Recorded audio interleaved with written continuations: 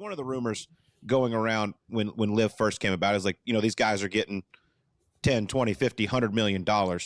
And as far as it relates to like the purse, when you play well, some guys, the rumor is they're not getting any more money from what they're plus their guaranteed money. Like they're kind of working against it, right? Like golf has never been this wild. The sport built on silence and manners has turned into a battlefield of money, pride, and betrayal. The Saudi-backed LIV Tour didn't just challenge the PGA, it tore the game apart. Overnight, legends became outlaws, friendships vanished, and loyalty got auctioned to the highest bidder.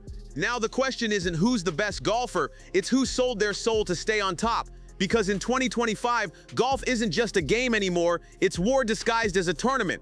It started quietly, just whispers in locker rooms and rumors in press tents. But by the time the first tee shot of the LIV era echoed across a perfectly manicured fairway, golf's old world was already collapsing. The Saudi-funded league promised freedom, fewer tournaments, guaranteed money, and an escape from the grinding schedule that had turned legends into tired ghosts. On paper, it sounded like paradise. In practice, it felt like betrayal. The PGA had ruled golf for generations, its image polished and pristine. LIV tore through that illusion like a storm. The promise wasn't tradition, it was revolution. The Professional Golfers Association. LIV Golf, ladies, inside, vacuum, 4! Excellent shot, sir. Thank you. You're a gentleman and a scholar. About time to tee off! Shotgun style! What is he wearing? This is 7-inch inseams? Suddenly, players who'd spent decades curating reputations of grace and humility were flashing contracts worth hundreds of millions. Reporters called it greed, the players called it liberation. Fans didn't know what to call it at all. Each signing felt like a shockwave.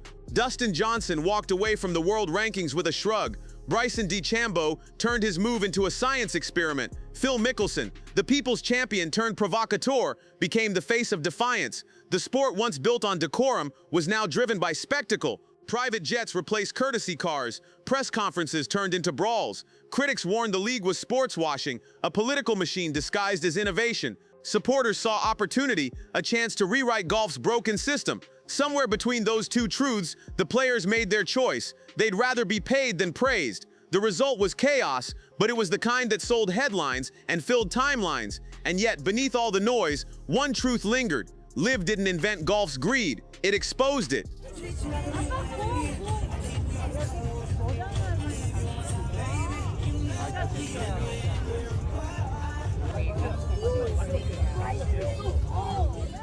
The PGA had long controlled every aspect, schedules, sponsors, even image rights, while preaching purity. LIV simply offered the same product with fewer chains. For some players, that was irresistible. For others, unforgivable. By late 2022, the divide was complete. Families of golfers unfollowed each other on social media. Lifelong teammates refused eye contact on practice greens. The Masters and Open Championships scrambled to decide who still belonged. Golf, the sport that once prided itself on calm precision, had become unpredictable and political. What began as a few big checks had become a global fault line. And at the center of that storm stood one man smiling, tweeting, and lighting matches wherever he walked. Phil Mickelson wasn't just playing golf anymore, he was rewriting its rulebook. There's not a ton of drivers on the whole on this golf course. There are, and then when you do have driver, you're not trying to bomb it, you're trying to position it. So I am spending a little bit too much. I'm 2,900, 3,000. You want to get it down to like 2,200, 2,300. Phil Mickelson has always loved the spotlight, but now he's learned how to control the fire it brings. Once golf's smiling showman, the fan favorite with the easy grin and impossible short game, he's become the lightning rod for every argument about the sport's soul. In 2022, when he accused the PGA Tour of being obnoxiously greedy, the golf world gasped. Sponsors fled, the media crucified him, and for months, Phil vanished into silence. But exile didn't humble him, it sharpened him. When he resurfaced under the banner of LIV Golf, it wasn't as a repentant hero, it was as a revolutionary. He framed LIV not as rebellion, but as rebirth. To him, it wasn't betrayal, it was evolution. He preached that the PGA had trapped players in a grind that crushed joy and creativity. LIV, he said, was golf reimagined. His critics called it hypocrisy. His fans called it courage. Either way, Phil had found his new pulpit.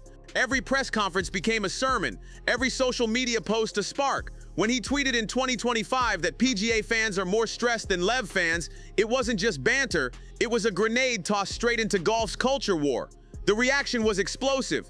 Analysts accused him of rewriting history. Sponsors rolled their eyes, but Phil didn't care. The more backlash he received, the louder he smiled. He understood something others didn't. Controversy is currency. The man who once charmed galleries with thumbs-up gestures now weaponized them, turning every glare into engagement. I think that LIV has made some incredible strides of getting to where we want this to be. And it will get there. I don't know the exact timeline. And that is,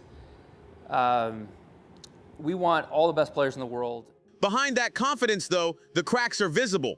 His game flickers between flashes of brilliance and shocking collapses. The gambling whispers that once nearly destroyed him still cling like smoke. Each press appearance feels half confession, half performance art. Yet Phil feeds on the chaos. He mentors LIV's younger stars, defends its Saudi ties with unshakable calm, and dares critics to challenge him publicly. To many, he's golf's fallen angel, a genius corrupted by greed. But to others, he's a martyr who sacrificed comfort to expose hypocrisy. Either way, he's impossible to ignore. At 55, most golfers fade quietly into commentary booths or charity events. Phil Mickelson did the opposite. He turned his career into theater and his name into a movement. Love him or loathe him, one truth stands: the revolution that tore golf apart wouldn't exist without him, and Phil Mickelson wouldn't have it any other way. If Phil Mickelson is LIV Golf's philosopher, then Patrick Reed is its storm-loud, relentless, and impossible to ignore. Club.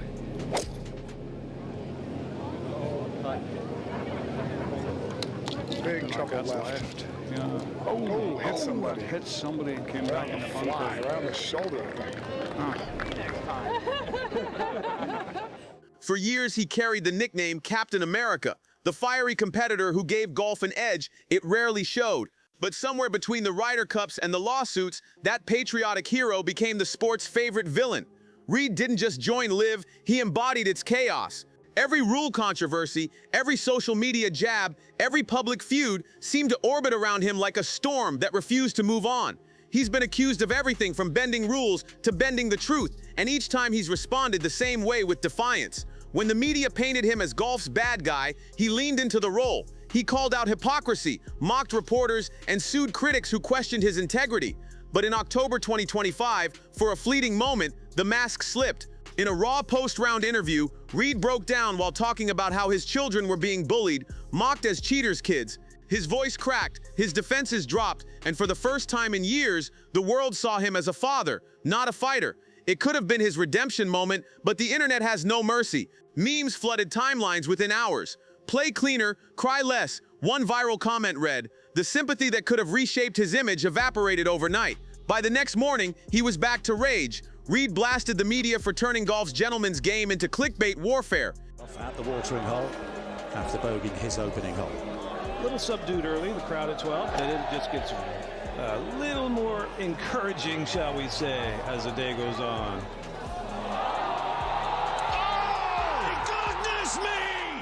He accused journalists of twisting every headline to fit his villain story, but even as he attacked them, he couldn't resist giving them more ammunition. After a dramatic LIV victory in Dallas that summer, his first major win since defecting, Reed taunted his critics on live TV. "The haters are stuck in 2019, he smirked. The crowd booed. Reed grinned wider. It was pure theater, the perfect mix of arrogance and authenticity that makes him both hated and hypnotic. He doesn't chase approval anymore, he thrives on outrage. And yet beneath the defiance lies a man trapped by his own legend. LIV's no-cut format protects him from embarrassment, but it also denies him redemption. He can't shock the world by clawing back from failure, because failure no longer exists in this version of golf. It's comfort disguised as victory. Still, Reed doesn't care. He's rich, infamous, and most importantly, still relevant. In a sport obsessed with silence and respect, Patrick Reed is the noise that refuses to fade. For 2 decades, Sergio Garcia was golf's beating heart, Europe's fiery champion, the man who played with his soul on his sleeve. But in 2025, that same fire burns differently. Once celebrated for his passion, he's now defined by frustration. His latest heartbreak came when he was left off the 2025 Ryder Cup team, a snub that didn't just sting, it detonated. To fans, it looked like karma. To Sergio, it felt like betrayal. The Spaniard, who once screamed and fist-pumped his way into history, now found himself on the outside, watching the tournament he helped define march on without him. His defection to LIV in 2022 had already cost him friendships and legacy, but being erased from the Ryder Cup hit deeper. When Captain Luke Donald announced the lineup without his name, Garcia's silence spoke louder than any rant. Days later, he withdrew from the Irish Open, a quiet protest disguised as a personal decision. It was the veteran's version of smashing a club mid-round. Critics called him dramatic. Fans were split. Some saw a fallen hero unwilling to let go. Others saw a man still fighting for respect in a sport that had turned its back on him. Beneath the headlines, though, was heartbreak. Garcia has always been ruled by emotion.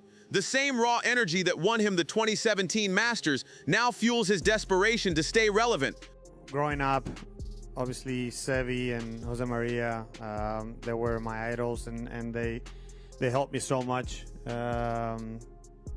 You know, when I was you know, in my late teens and early 20s, and even in my early 30s. In interviews, he speaks of unfinished business and wanting another chance. He's tweaking his swing, grinding through endless practice sessions, even flirting with Q School, a humbling return for a former major champion. Among LIV loyalists, he's still revered, a symbol of passion over politics, a mentor to younger players who see him as proof that emotion still matters in a sport consumed by money.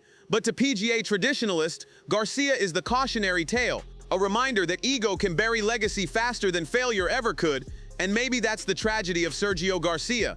He built his career on heart, and now that same heart is breaking in public. Every slammed club, every teary interview, every sarcastic jab at the establishment, it's the sound of a man still fighting ghosts of relevance. The Ryder Cup may never call again, but Sergio Garcia will keep shouting into golf's cold, divided night, demanding the respect he believes he still deserves.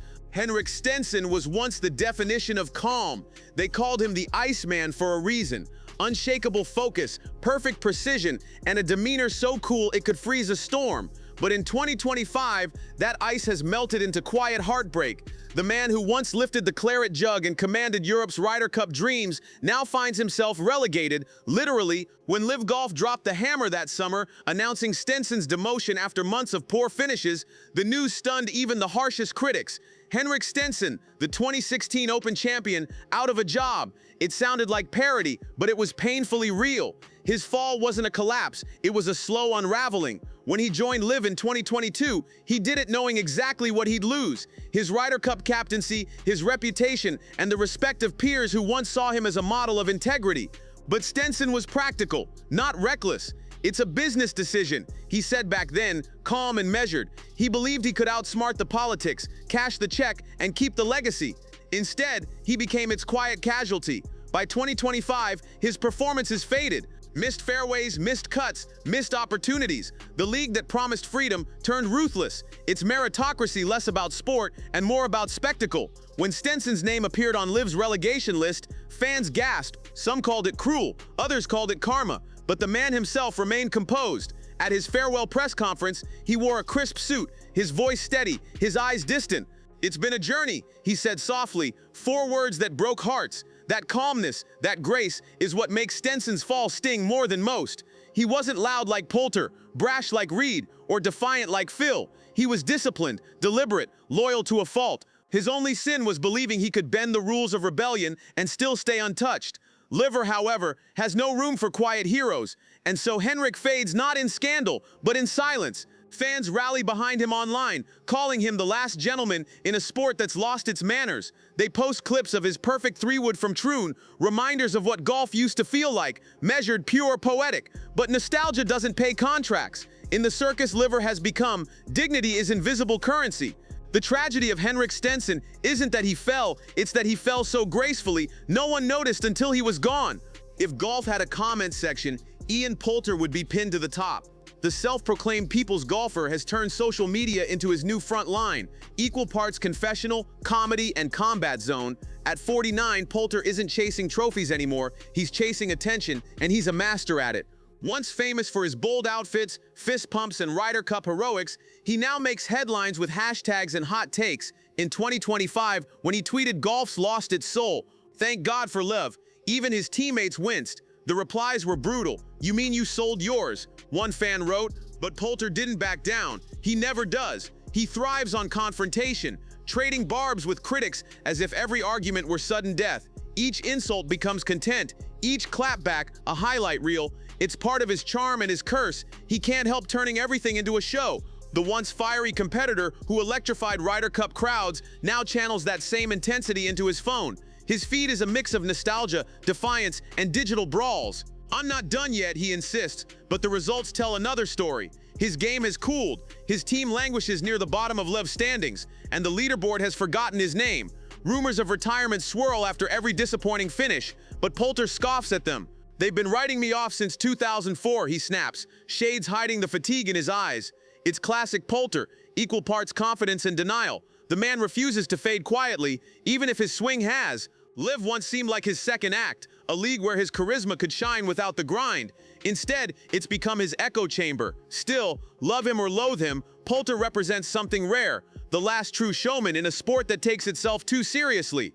While others bury emotion behind press-trained smiles, he wears his heart and his outrage like armor. He's golf's chaos agent, its loudest survivor of a disappearing era. The PGA doesn't want him back. LIV may soon cut him loose, but Poulter doesn't need the scoreboard anymore. He's already won the spotlight, and maybe that's his legacy. In an age where quiet class has been replaced by viral noise, Ian Poulter proved that volume still counts. Even if he's no longer winning tournaments, he's winning the argument that in modern golf, being remembered is better than being polite. Bryson DeChambeau doesn't just play golf, he dissects it. Every swing, every spin rate, every millimeter of motion is data waiting to be decoded.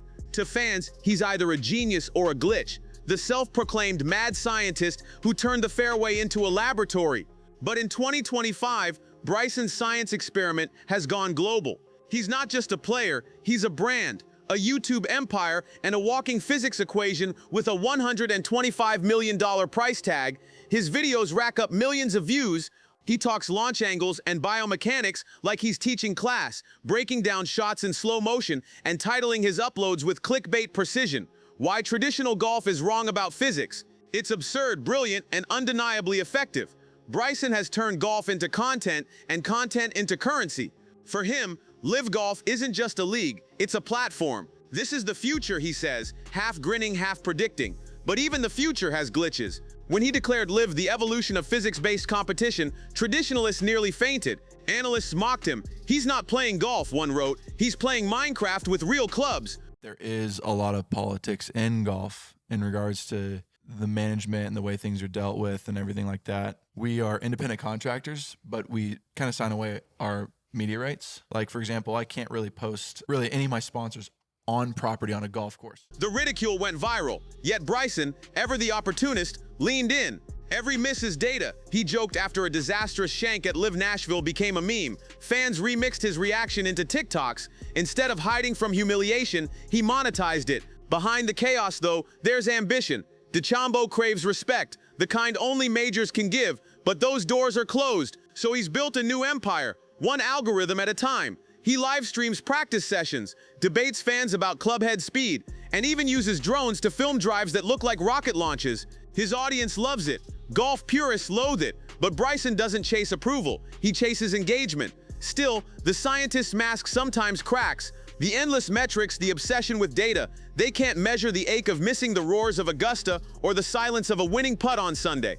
Deep down, Bryson knows numbers can't replace legacy. Yet in a sport that rewards image as much as impact, he's found the ultimate formula. Controversy equals clicks, and clicks equal control. Bryson DeChambeau may never win the debate over tradition, but he's already won something bigger, relevance in a game that forgot how to evolve. Dustin Johnson doesn't talk much, and that's exactly what makes his silence so loud. When he left the PGA for LIV's $150 million payday, he didn't tweet a justification or stage a press conference. He just shrugged, smirked, and said, "Yeah, I did it." No apologies, no excuses. That was DJ's rebellion. Quiet confidence with a price tag that screamed louder than words. But in 2025, that same silence feels heavier. His swing still hypnotizes, his demeanor still icy, but something's missing, the spark. The man who once ruled the majors now drifts through a league without world rankings, without the validation that once defined him. Insiders whisper that Johnson has become a shadow executive within LIV, influencing team drafts and player politics behind the scenes. On the surface, he's calm, beneath it, strategic. He's the ghost in golf's machine, operating without emotion while chaos swirls around him. But even ghosts get lonely. His last big win barely made headlines. The champagne looked flat, the smile rehearsed. Asked if he missed the majors, DJ's answer was pure Johnson. They'll miss me more. Cool, quotable, hollow. And then there's Taylor Gooch, the complete opposite. Young, brash, unfiltered, and proudly provocative. Where Johnson chooses silence, Gooch chooses volume. At 33, he's LIV's poster boy for confidence turned content. He doesn't just play the game, he narrates it in real time, grinning through controversy like it's a challenge he's already won. When he declared, "I'd rather win a LIV title than a PGA major," golf Twitter nearly combusted. Analysts called him arrogant, fans called him fearless. Gooch didn't flinch. Tradition disrespected us first. He snapped one line and he became a meme, a mantra, and a marketing machine. But Gooch's bravado hides something deeper, a generational divide. He's not rebelling against golf, he's rebelling against gatekeeping. To him, the old system locked out individuality. LIV gave him a camera and a stage. Every interview, every smirk, every viral quote feeds the brand he's building brick by brick. Love him or hate him, he's what the new golf audience wants. Unfiltered confidence with highlight reel swagger. Together, Johnson and Gooch represent LIV's identity crisis. The stoic veteran who traded legacy for control, and the fearless newcomer who traded humility for fame. One plays in silence, the other shouts over the noise, but both have changed golf forever. Golf in 2025 isn't polite anymore, it's chaos with a leaderboard. LIV Golf didn't just split the game, it exposed it. What used to be whispers behind country club doors is now shouted across social media. Every player who joined paid a price. Phil Mickelson lost legacy for freedom. Reed, reputation for rage. Garcia, belonging. Stenson, relevance. Poulter, dignity. Bryson, authenticity. Johnson and Gooch, still deciding if it was worth it. But maybe that's the point. LIV has showed the world that golf's calm surface was always hiding conflict. Beneath the etiquette and trophies, it's a story about ego, ambition, and rebellion. It's messy, loud, and deeply human, and that's why we can't look away. When history writes this chapter, it won't be about fairways or trophies. It'll be about the players who broke the silence and forced golf to face itself. The game isn't what it was, but maybe that's exactly what it needed to be.